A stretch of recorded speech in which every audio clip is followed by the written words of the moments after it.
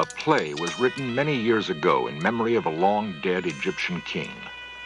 2 young women were chosen to play the leading roles. The play was the whim of an American writer who thought to poke fun at ancient Egyptian superstition. Legend had it that the priests of Egypt cursed their dead king to wander aimlessly through eternity. They did this by forbidding anyone to speak his name. We call out the name, Akhenaten. That night, both women had eerie dreams about the cursed king, Akhenaten. One, that she was struck across the face. In the morning, she was nearly blind. Coincidence? Or was there another force involved? A curse working its evil way after nearly 4,000 years.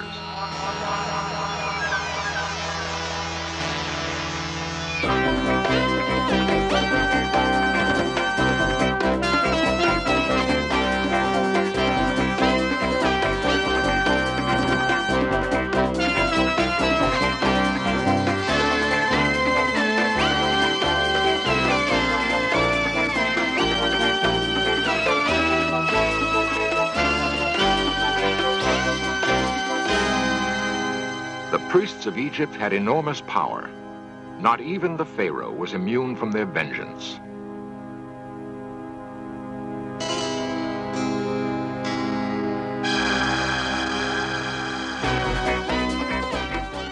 This series presents information based in part on theory and conjecture. The producer's purpose is to suggest some possible explanations, but not necessarily the only ones, to the mysteries we will examine.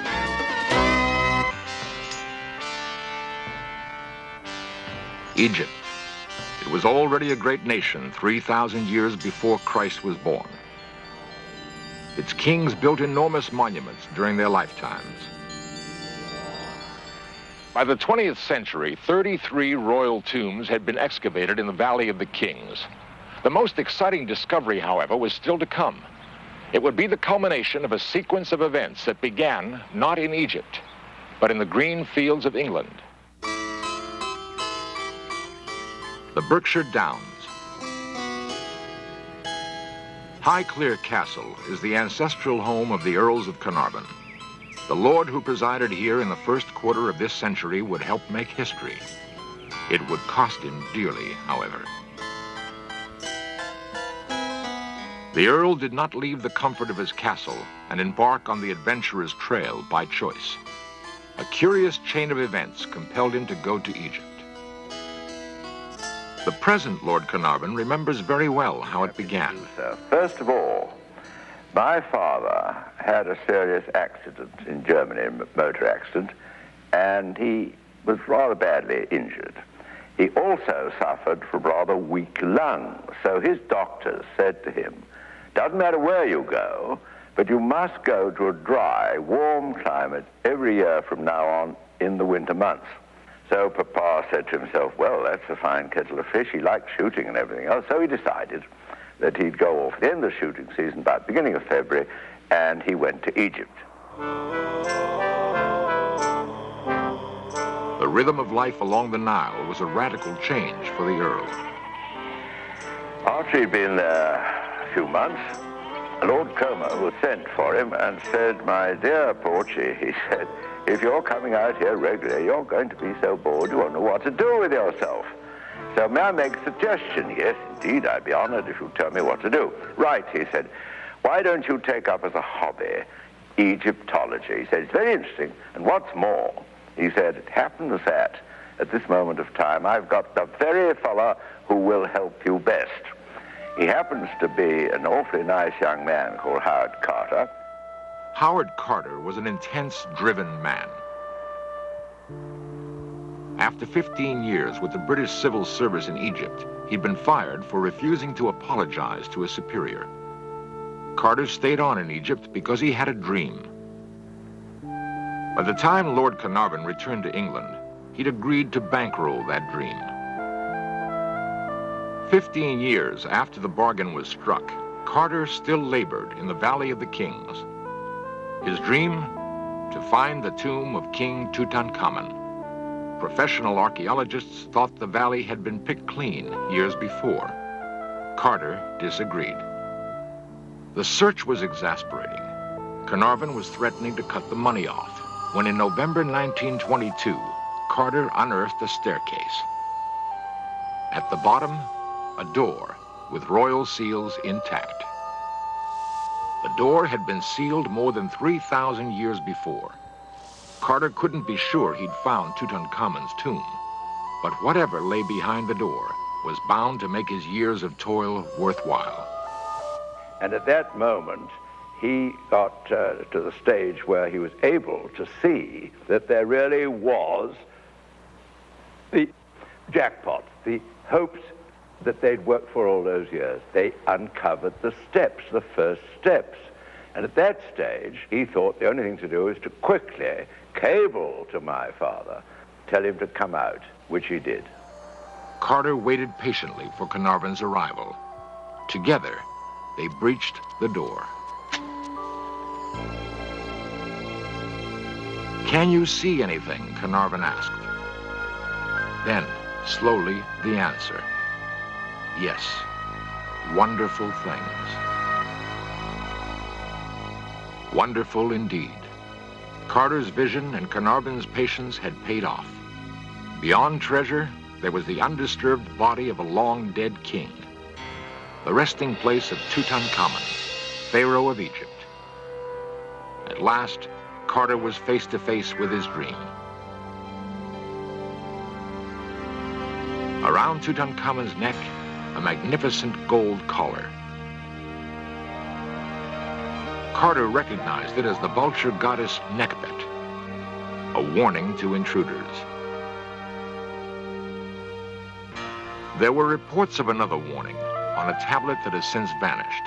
Death will slay with his wings whoever disturbs the rest of the Pharaoh.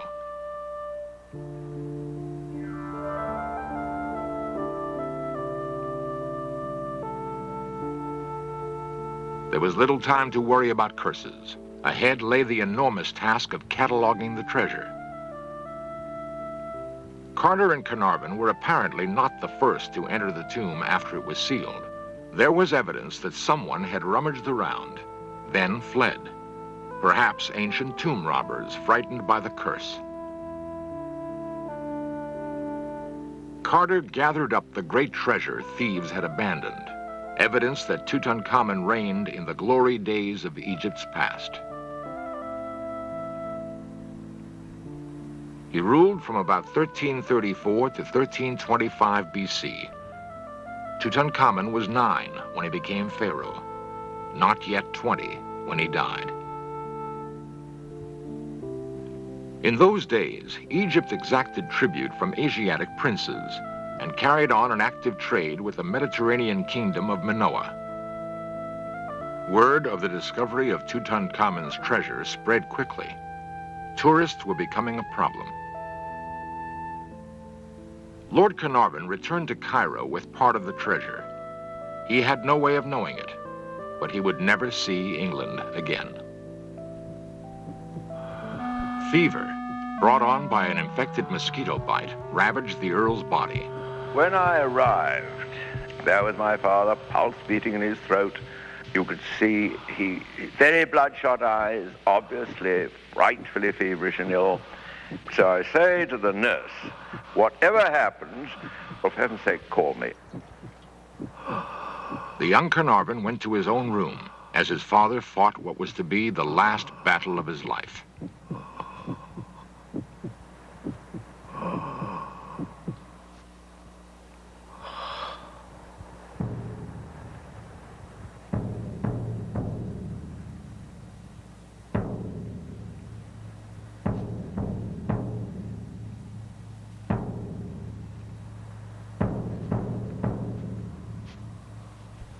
Sure as fate, about 5 to 2, the good lady is shaking me awake, and she said, "Your father's drawn his last breath.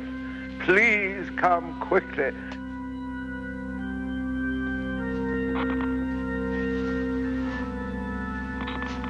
Something was wrong with the lights, and young Carnarvon needed a flashlight to find his way to the Earl's bedside.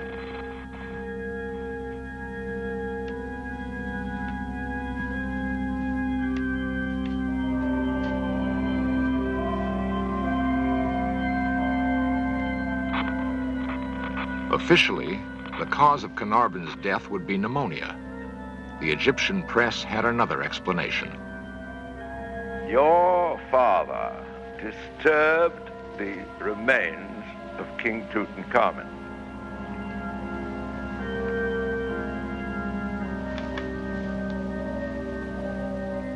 He took his revenge, and he was responsible for the whole of the lights in Cairo going out at exactly the moment he died. Lord Carnarvon was only the first of many who would die shortly after visiting the tomb of Tutankhamun.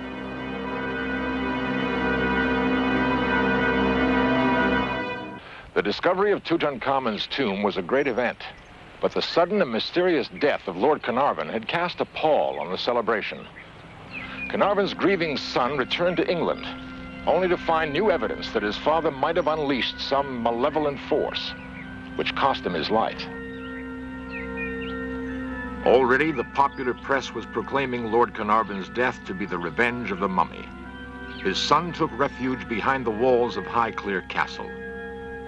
The memory of that awful night in Cairo would not so easily be shaken. I had a little fox terrier bitch called Susie.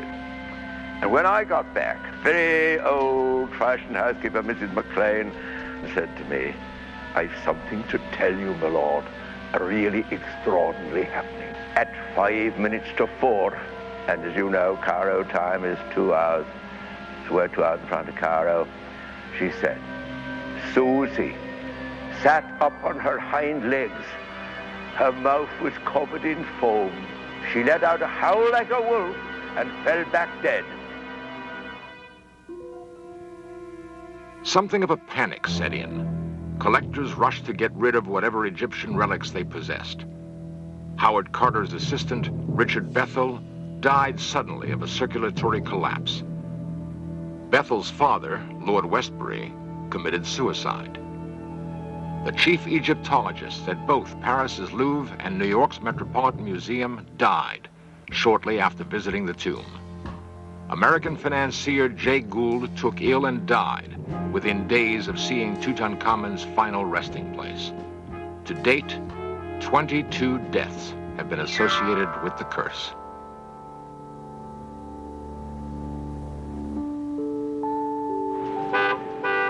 Oxford University became the center for an exhaustive study of the relics removed from Tutankhamun's tomb, and for an investigation of the curse many now believed was real. Oxford's Ashmolean Museum is still one of the richest repositories of Egyptian antiquities. Historian Henry Lincoln is a frequent visitor. It's very easy with our 20th century skeptical, materialistic minds to dismiss the curse of the pharaohs as absolute rubbish. Well, it is just that, absolute rubbish. Death to anyone who enters this tomb is a pretty fierce curse to somebody with a superstitious mind, but it's just a threat, and a pretty ineffectual one at that. And we all know that the curse of the pharaohs was concocted by the popular press because Lord Carnarvon had sold the rights to the discovery of Tutankhamun's tomb to the Times, and the other papers wanted something sensational to write about. But the Egyptians, a curse wasn't rubbish. Tutankhamun's figured largely in the thinking about the curse, and it was Tutankhamun's father-in-law who, in fact, was cursed to wander in all eternity by the priests of Ammon. The ram's head god, Amun-Ra, was dominant in Egypt before the reign of Akhenaten. Akhenaten introduced the practice of sun worship, symbolized by a new god, Aten. The priests of Amun were stripped of their power. Under this new religion, only the pharaoh could commune directly with Aten. The temples of Amun were defaced, but the priests bided their time. The old religion and the old ways went underground. Egypt's peasants apparently also maintained their loyalty to Amun. Akhenaten died in the 17th year of his reign, his tomb has never been found. Even as the young Tutankhamun was ascending the throne, the priests of Amun moved to regain their power. Akhenaten's name was eradicated from great monuments, his likenesses destroyed. There was an American artist, Joseph Lyndon Smith, working in the tombs, taking copies of the wall paintings at the time that Tutankhamun's tomb was discovered. He felt it would be a good thing to intercede with the gods on behalf of Akhenaten and to lift the curse of Amun-Ra so that the pharaoh was no longer condemned to wander forever in eternity. He was going to do this by putting on a play.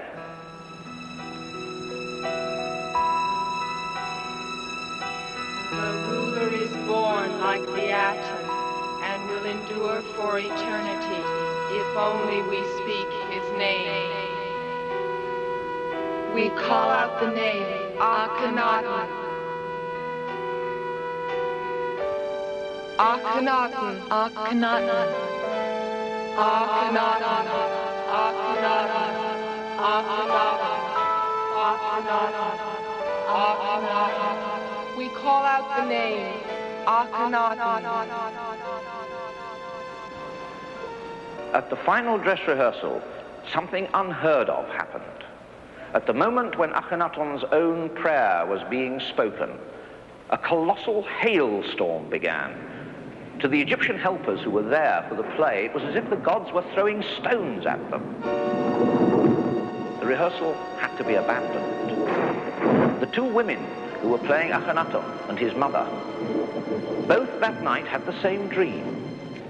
Each dreamt that she was standing in a temple dedicated to Amun-Ra, and the statue of the god came to life and struck them.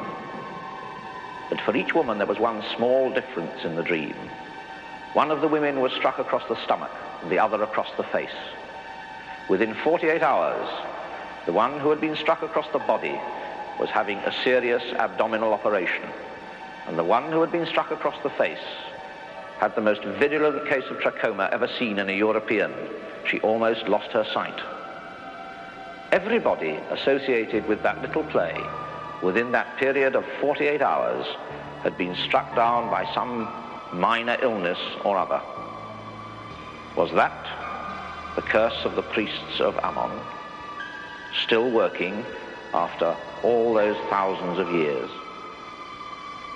And if it wasn't the curse, what was it? A new chapter to the mystery of the mummy's curse opened in 1976 at the Paris airport. The occasion was an eerie state visit. The mummy of King Ramses was arriving with pomp and circumstance due a chief of state. Something terrible was happening to the mummy, and Egypt wanted France to help. The mummy was taken to the Museum of Man in Paris. In a sealed laboratory, Egyptologists gathered. The Ramses mummy was among the most perfectly preserved of all those found in the Valley of the Kings. Now it was beginning to deteriorate rapidly. The Egyptians wanted to know if Ramses could be saved. Tutankhamun's mummy had been ravished by the time of its discovery.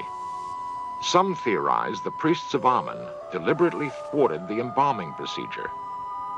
There has been no public announcement to date about what the French experts found when they unwrapped the body of Ramses.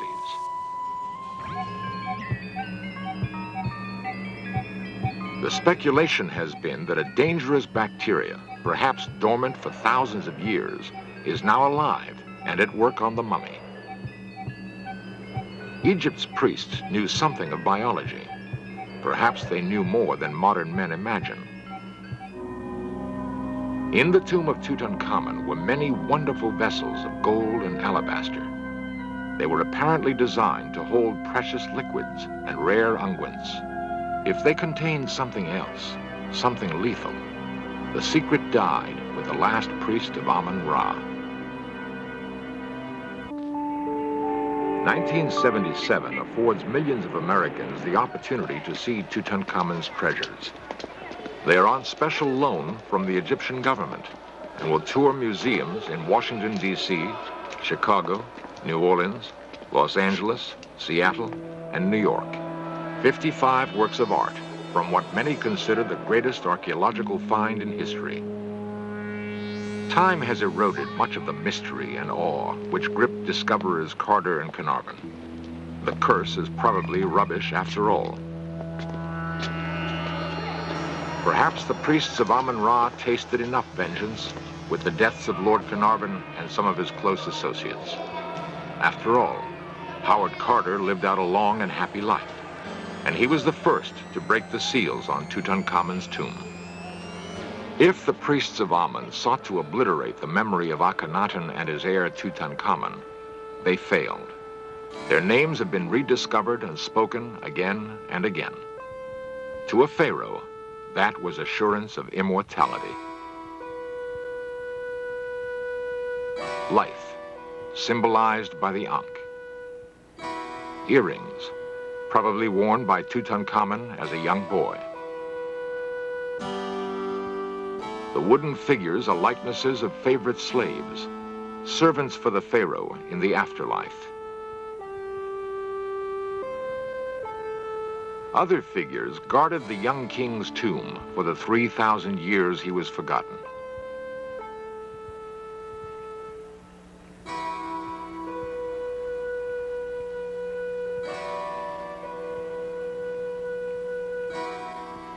If we believe the curse, we must believe something else. We must believe that in the end, Tutankhamun triumphed over the priests of Amun.